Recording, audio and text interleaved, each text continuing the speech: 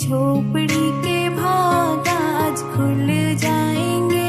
राम आएंगे, राम आएंगे, आएंगे, राम आएंगे। आज हम बात करेंगे आयरेडा, इंडियन रिन्यूएबल एनर्जी।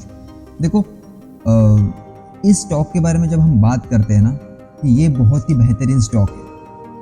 आप इस स्टॉक के बारे में मैं आपको सारी जानकारी दूंगा, सारा एनालिसिस बताऊंगा, फंडामेंटल और फाइनेंशियल ये स्टॉक कैसा है, इसमें इन्वेस्ट करना चाहिए या नहीं, या राम मंदिर के इस अवसर पे ये 4 स्टॉक्स कितना बढ़ेंगे, आगे जाके इन स्टॉक्स की प्राइस इलेक्शन तक कितनी होगी और आपको कैसे इन्वेस्ट करना है, ये सारी चीज़ें हम डिस्कस करेंगे। देखो जब हम इस स्टॉक की बात करते हैं तो इसकी कैपेसिटी अगर हम देखेंगे तो 165 है, तो ये काफ़ी बेहतर कैपेसिटी है अपने कंट्री में।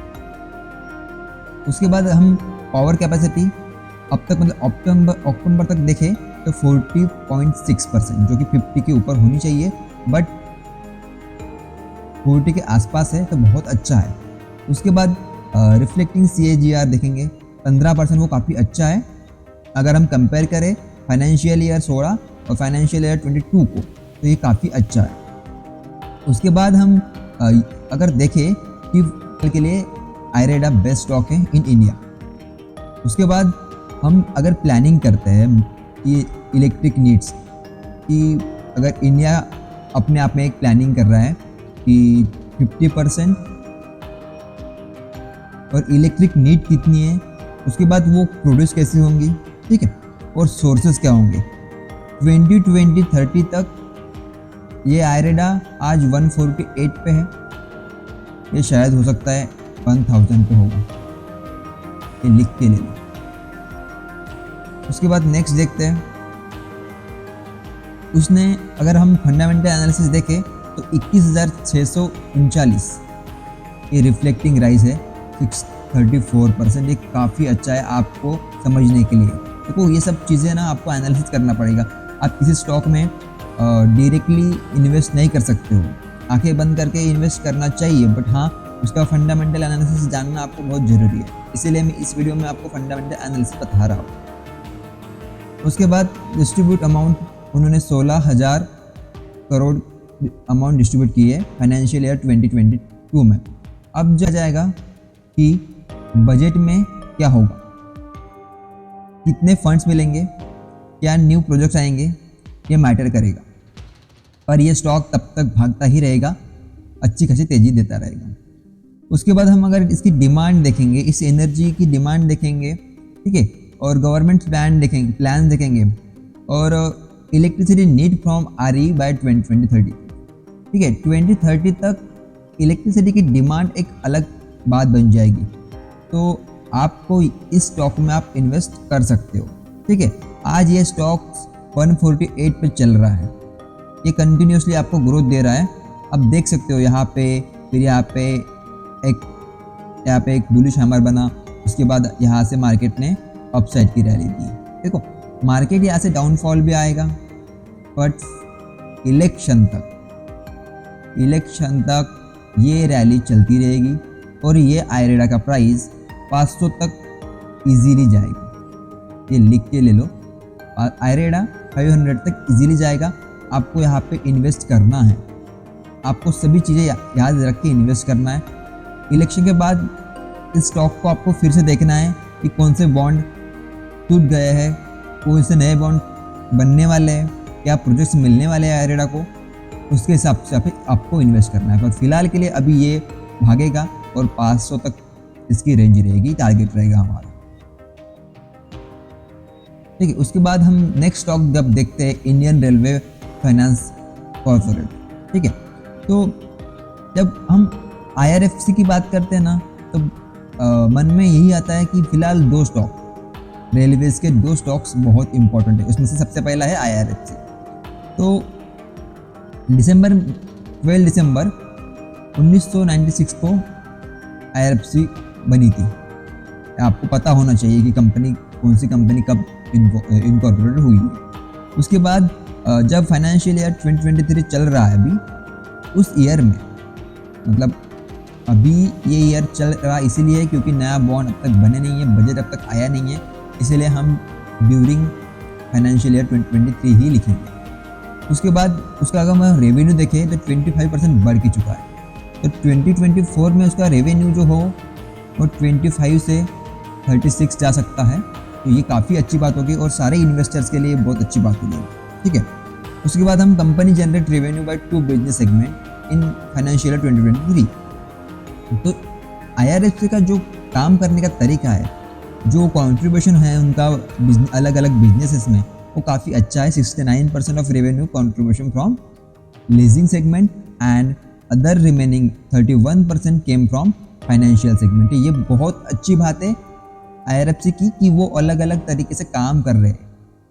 जो ये स्टॉक पहले से अभी उसकी प्राइस 176 थी, ये पहले 2 साल पहले एकदम शांत बैठा था, अब अचानक से क्यों आके खड़ा है? क्योंकि गवर्नमेंट IRFC में इन्वेस्ट कर रही है, गवर्नमेंट उनको बॉन्ड दे रही है, उनको प्रोजेक्ट दे रही है। तो आपको ये चीज़ें समझनी चाहिए और आपको इसमें इन्वेस्ट करना चाहिए। हम नेक्स्ट इसमें देखेंगे तो 47,000 करोड़ उनका प्रॉफिट, उसके बाद 3,106 करोड़। उसके बाद हम इसका एक्सपीरियंस क्वार्टर ऑन क्वार्टर देखें तो वो 18.69% ग्रोथ काफ़ी अच्छा है।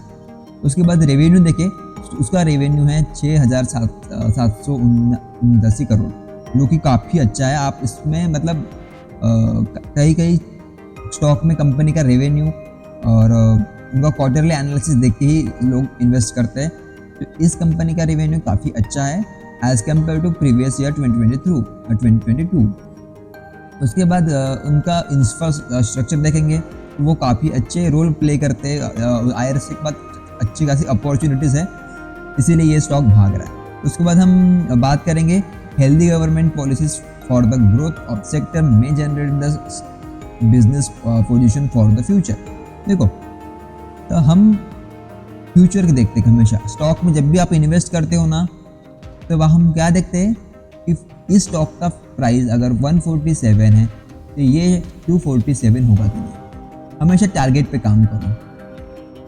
आप टारगेट मिस करोगे ना तो आप कुछ नहीं कर सकोगे।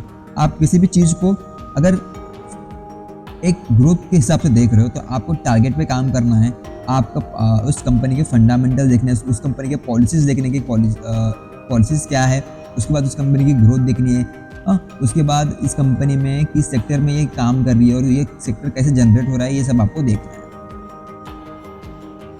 तो इस IRFC की जब बात करते हैं तो ये यहाँ तक आप देखोगे तो ये पहले शांत बैठा था, ये अचानक से उठ के इसमें लोगों ने इन्वेस्ट करना शुरू किया क्योंकि सरकार ने इस पर भरोसा जताया है। और ये करीबन 70 रुपये का स्टॉक अब 176 हो गया। और फिर से मैं एक बार आपको बोल रहा हूँ, ये इलेक्शन तक 170 का स्टॉक 500 तक इजीली जाएगा, 400 तक तो इजीली जाएगा, क्योंकि अभी भी लोग IRFC में इन्वेस्ट कर रहे हैं। और अपना भारत सरकार, मोदी सरकार IRFC और रेलवे स्टॉक्स, रेलवे जो भी कंपनी है उस पर बहुत भरोसा जता रही है, उनको प्रोजेक्ट्स और बॉन्ड्स मिल रहा है, तो इसकी प्राइस बढ़ती रहेगी। हाँ, ये डाउन आ सकता है बट फिर से खड़ा होके ऊपर जाएगा, तो आप इसमें इन्वेस्ट कर सकते हो। उसके बाद आता है next railway stock RVNL, railway Vikas Nigam. ये काफ़ी अच्छा स्टॉक है, आप आंखें बंद करके भी इस पर भरोसा कर सकते हो, क्योंकि इसको भी मैंने मतलब इसका फंडामेंटल एनालिसिस किया है, मैंने इसके सारे प्रोजेक्ट रिपोर्ट्स पढ़े हैं, तो मुझे पता है कि यहाँ पे अच्छा खासा इनकी ग्रोथ चल रही है। इनका PE रेशो आप देखेंगे तो 45.2.4 है, वो भी अच्छा है, मतलब ठीक है। उसके बाद उनका PB रेशो देखोगे तो वो 8.46 है, वो काफ़ी अच्छा है। हाँ, डेब्ट टू इक्विटी जो कि कम है क्योंकि कंपनी के पास कोई लोन नहीं है। उसके बाद इंडस्ट्री का PE रेशो जब आप देखने जाओगे तो 34.2 है, तो ठीक है इन्वेस्ट करने के लिए। आप छोटे स्टॉक में आप इन्वेस्ट कर रहे हो तो इसके लिए 34.2% इज ओके। उसके बाद हम इसका ROE जब हम देखने जाते हैं तो ROE में हम सबसे पहले क्या देखते हैं कि हम इसका देखते हैं कि डिविडेंड, कि इसका डिविडेंड कितना मिल रहा है। हाँ, इसका डिविडेंड कम है बट स्टिल उसका जो TTM है, जो हम इसको EPS बोलते हैं, उसका EPS 7.9, क्योंकि मैं हमेशा चाहता हूँ कि वो 10% हो या 12% हो एक पेनी स्टॉक के लिए, but still 7% is a good dividend, ठीक है। आपको अगर स्टॉक ही आपको पैसा दे रहा है तो आपको डिविडेंड की क्या जरूरत है। उसके बाद आप बुक वैल्यू देखेंगे, इसकी 38% है और फेस वैल्यू 10% है। तो मेरे हिसाब से ये मैं उसको अच्छा मानूंगा, ठीक है। तो ये भी अच्छा है और ये भी अच्छा है। उसके बाद हम इस स्टॉक के कुछ की पॉइंट्स देखते हैं कि इसके पीयूसी ब्लॉक्स का नेट प्रॉफिट है 1421 करोड़, ठीक है। उसके बाद उसका ऑपरेटिंग रेवेन्यू हम देखेंगे तो वो काफ़ी बेहतर है, IRFC से ज़्यादा है, 20,282 करोड़ रिसेंट ईयर के लिए, 2023 के लिए। उसके बाद उसका 50.6% एवरी CAGR है, जो कि काफ़ी अच्छा है फाइनेंशियल ईयर अब तक का जब आप कैलकुलेट करोगे तो। उसके बाद उनका कंसिस्टेंट अगर आप ग्रोथ देखोगे, PNL देखोगे, उसके फिगर्स देखोगे, तो ये PNL फिगर्स, उसके बाद बॉन्ड्स, उसके बाद कॉन्ट्रैक्ट्स, ये सब कुछ चीज़ें आपको देखनी पड़ती है, तब भी आप किसी स्टॉक में इन्वेस्ट कर सकते हो, ठीक है। तो मेरे हिसाब से रेलवे विकास निगम लिमिटेड फिलहाल के इन्वेस्ट के लिए रेडी है और ये स्टॉक भी अच्छा खासा भागेगा इलेक्शन तक। ये लिख के, ये इलेक्शन ना एक ऐसा वर्ड बन चुका है, आप इलेक्शन तक हर एक स्टॉक को होल्ड कर सकते हो। जो अभी जो पिछले फाइनेंशियल ईयर में जब बजट आया था, उसमें जो कॉन्ट्रैक्ट्स बने थे, उसमें जो रेल विकास मंत्री ने जो प्रोजेक्ट्स अनाउंस किए थे, उसको अगर आप देखकर आप कोई स्टॉक होल्ड कर रहे हो इलेक्शन तक, तो काफ़ी अच्छा आपको रैली मिलेगी, काफ़ी अच्छा आपको प्रॉफिट मिलेगा। देखो ये स्टॉक भी पहले एक समय पर 100 पर था, मान के चलो तो ये 100 से 320 तक गया। तो मैं अभी भी बोल रहा हूँ ये 320 से 500 तक की रैली इजीली कर देगा आपके लिए। आप सिर्फ इलेक्शन तक इसको होल्ड करिए। बाकी इसका हम नेट प्रॉफिट देखें तो नेट प्रॉफिट तो काफ़ी अच्छा है 23 का। हम 22 का देखेंगे तो अब देखो प्रॉफिट बढ़ रहा है। 19 में 688 था, उसके बाद 700 हो गया, उसके बाद 900, उसके बाद 1100, उसके बाद 1400।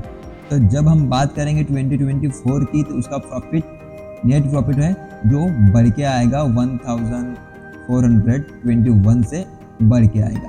तो उसकी प्राइस भी बढ़ेगी और ये प्राइस आराम से आप इसको अगर 5-6 महीने होल्ड कर रहे हो तो इसकी प्राइस 600-700 आपको इजीली मिलने को देख सकते हैं। तो आपको इसको होल्ड करके रखना है और इजीली आपको चलना है, ठीक है। उसके बाद लास्ट स्टॉक है हमारा आइकॉन इंटरनेशनल, ठीक है। IRCON की जब बात करते हैं हम, तो मुझे इस स्टॉक में पर्सनली इतना इंटरेस्ट नहीं है, बट स्टिल ये स्टॉक अगर आप इलेक्शन के बेसिस से हिसाब से देख रहे हो तो ये बहुत अच्छा स्टॉक है, क्योंकि इसका जो वो PTM रेशो है, क्योंकि हम ROC देख रहे हैं, ठीक है, तो वो काफ़ी अच्छा है। PB रेशो भी मैं अच्छा मानूंगा। इसके बाद इंडस्ट्रियल जो PE रेशो है जो 36.2 है, मेरे हिसाब से अच्छा है। और उनके पास रेट ऑफ इक्विटी 0.3% है सिर्फ, तो वो काफ़ी अच्छी है। तो ये चीज़ें मुझे अच्छी लगी, इसीलिए मैंने ये स्टॉक आपको सजेस्ट कर रहा हूँ। उसके बाद उसका EPS देखेंगे ROA में तो 9.41 है। उसके बाद डिविडेंड 1.12 है, जो ठीक है। बुक वैल्यू 59 है, फेस वैल्यू कम है बट स्टिल ओके। उसका ROE 15.96 जा रहा है, बट स्टिल ये स्टॉक इन्वेस्ट के लिए रेडी है। उसके बाद हम उसका अगर हम चार्ट एनालिसिस देख रहेंगे, देखो ये स्टॉक भी जब तक इसको कोई प्रोजेक्ट और कोई बॉन्ड उसके साथ नहीं हुआ, तब तक ये स्टॉक पेनी स्टॉक की तरह 80 पे ही चल रहा था। पर जब उसके पास प्रोजेक्ट्स आए, बॉन्ड्स आए, तो ये स्टॉक भागा और 267 पे गया। ये सिर्फ इलेक्शन के लिए, ठीक है। तो आप अगर इलेक्शन तक इस स्टॉक को होल्ड करते हो तो इसका टारगेट 480, 520 आप लिख के रख लो, ये हो जाएगा। क्योंकि मैटर करता है कि हमेशा यह कंपनी के फंडामेंटल से ज़्यादा ये मैटर करता है कि कंपनी को कौन से प्रोजेक्ट्स और कौन से बॉन्ड्स मिल रहे हैं, ताकि कंपनी ग्रो हो सके। तो ये 4 स्टॉक आपके लिए बहुत फ़ायदेमंद रहेंगे। आपको आंखें बंद करके इन 4 स्टॉक में इन्वेस्ट करना है और आपको इलेक्शन तक इसको होल्ड करना है। आपको प्रॉफिट मिलेगा, ये लिख के ले लो। By the way thank you so much guys. आपको मेरी वीडियो अच्छी लगे तो आप मुझे एक कमेंट कर सकते हो। अगर ऐसे आपको स्टॉक की नॉलेज चाहिए और उसी स्टॉक के बारे में आपको सजेशन चाहिए तो आप मुझे कमेंट बॉक्स में कमेंट कर सकते हो। Thank you for watching guys. Keep like share and subscribe.